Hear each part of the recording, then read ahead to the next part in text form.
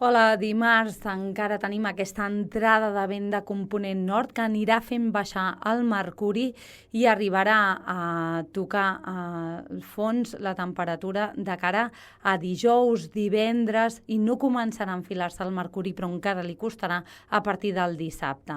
Això farà que vingui acompanyat d'aquesta massa d'aire freda, també amb alguns núvols, però sobretot es concentraran a punts del Pirineu, i de cara a dijous fins i tot podrien arribar a punts del nord-est, fins i tot també durant la matinada de divendres. Com deia, el que serà destacat serà aquesta baixada de la temperatura.